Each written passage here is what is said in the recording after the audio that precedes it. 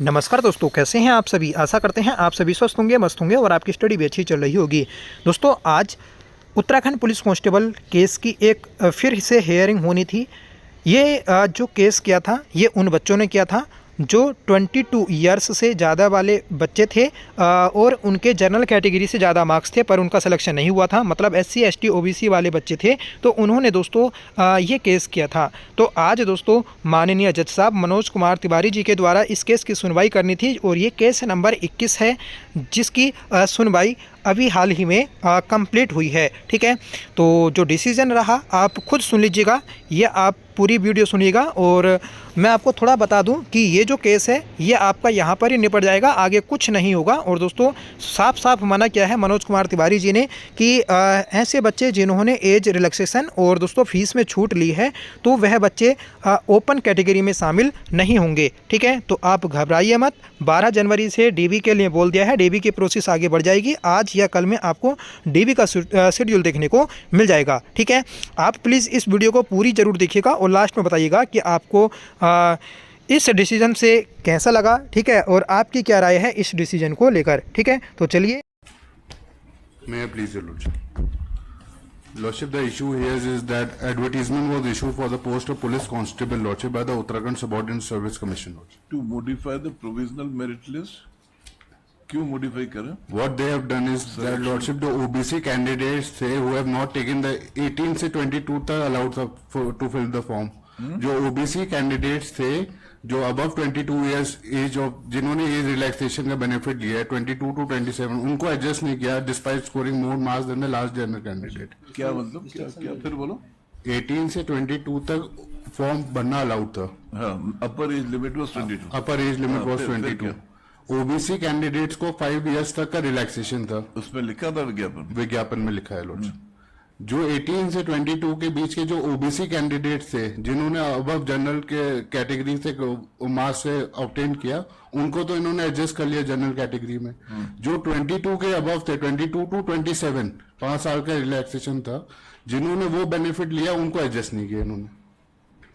My submission is that it is उनको नहीं मिलना चाहिए। बात सही है नहीं, क्योंकि अगर वो एक बेनिफिट ले रहे हैं which is available to OBC तो how they should not be adjusted against general category vacancies.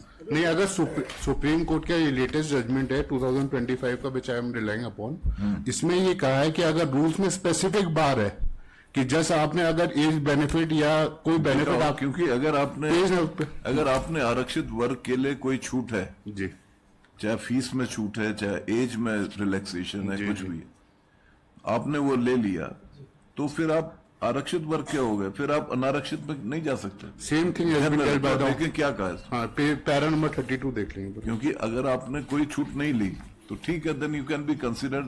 अगर रूल्स में चलो दिखाओ पैरा नंबर 32 लॉच में कह लिया 32 लॉच मैं read launch follows whether on an analysis of the cited कहना ना whether who has availed relaxations may be recruited against would depend on the that is to say in the event there is no embargo in the recruitment rules such reserved candidates who have scored higher than the last selected unreserved candidate shall be entitled to migrate। अरे वो तो ठीक है, आगे क्या कहा embargo shall not be migrate to general category। नहीं, अगर किसी ने छूट का लाभ लिया उसके बारे में नहीं, अगर रूल्स में स्पेसिफिक एम्बार्गो है कि अगर उन्होंने ये डिस्कस किया छूट वाली बात की डिस्कस। हाँ, छूट वाली वो किस पैरा में बताओ। उसमें पैरा नंबर जो सवाल मैंने उठाया ये वहाँ बहस हुई होगी। हाँ, ये बहस हुई। कैसे डील किया पैरा नंबर 33 में देख लें कि वहाँ पर जो ये स्पेसिफिक केस है CRPF का है, वहाँ पर एक 1989 का नोटिफिकेशन इसमें भी रिलैक्सेशन अलॉटमेंट में कहीं लिया पैरा नंबर 10।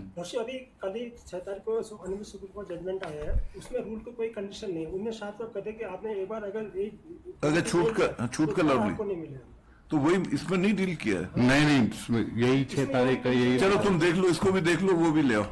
इसको तुम्हारे पास है नहीं तो ये ले लो इसको। इसमें भी कंडीशन ये वाला है, मेरे पास कल का है जो कल आया तो लेते हो उसको।